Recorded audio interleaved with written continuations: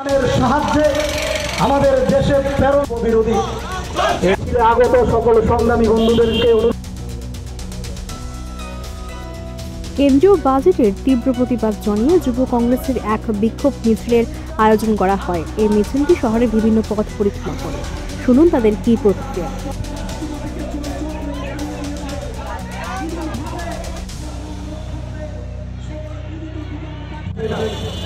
আমরা আজকে আমাদের যে বিজেপি অবগত আছেন যে ইতিমধ্যে ভারতীয় জনতা পার্টির সরকার দ্বারা বাজেট পেশ করা হয়েছে এবং এই বাজেটের মধ্যে আমরা দেখেছি যে যুবকদের জন্য কোনো কিছুই দেওয়া হয়নি। উপরন্ত যে এসটি, ওবিসি, মাইনরিটি, আদিবাসীদের জন্য যে বরাদ্দ টাকা সবসময় রাখা হয় তার থেকেও সেই টাকা সেই প্রত্যেকটা স্কিমের থেকে সরিয়ে নেওয়া হয়েছে। তার তীব্র প্রতিবাদ জানাই। আমরা দেখেছি যে বেকার যুবকদের যে কর্মসংস্থান তৈরি করার জন্য কোনো কিছুই সেই বাজেটে নেই এবং তাদেরকে সশক্ত করার জন্য কোনো বাজেট থেকে কোনো রকমের হেল্প তাদেরকে দেওয়া হয়নি। সেই ছাত্রর দিকেও আমরা দেখেছি কোনো রকম ভালো কিছু হোক সেটা এই মোদি গভর্নমেন্ট চায় না। আমরা দেখেছি যে আমরা যখন কুম্ভের কথা বলি তখন দেখি সব মিডিয়ারা চুপ হয়ে বসে থাকে। এই কুম্ভে আমরা দেখেছি যে অনেক মানুষ আহত হয়েছেন, পদপিষ্ট হয়েছেন, কিন্তু মোদি মিডিয়া আজকে চুপ, আজকে কোনো কথা বলছে না। কতজন মারা গেছে তার তালিকা পর্যন্ত তারা দিচ্ছে না। তারা তাদের নিজের মেরুদণ্ডটাকেও বিক্রি করে দিয়েছে আদানির কাছে। এবং এই বাজেট থেকে সাফ বোঝা যায় যে যুবদের জন্য এই সরকার কোনো কিছুই ভাবে না। তাদের চাকরি কি হবে কি হবে না, তারা কিভাবে থাকবে তার জন্য কোনো কিছু ভাবা নেই।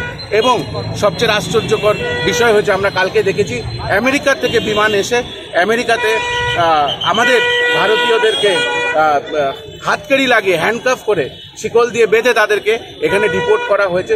তার তীব্র নিন্দা জানাই, ধিক্কার জানাই।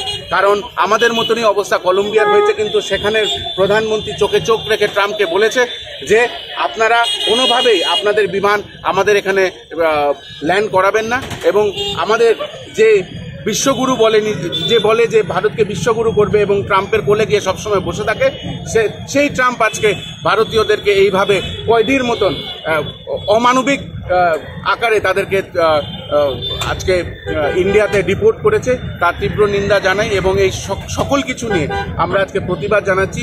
এই বাজেট হয়েছে যুব বিরোধী, এই বাজেট হয়েছে জনবিরোধী এবং তা নিয়ে কোনো কথাই বলা হচ্ছে না। তারা একটাই ঢোল বাজাচ্ছে যে 12 লাখ টাকার ওপরে নাকি কোনো ট্যাক্স দিতে হবে না।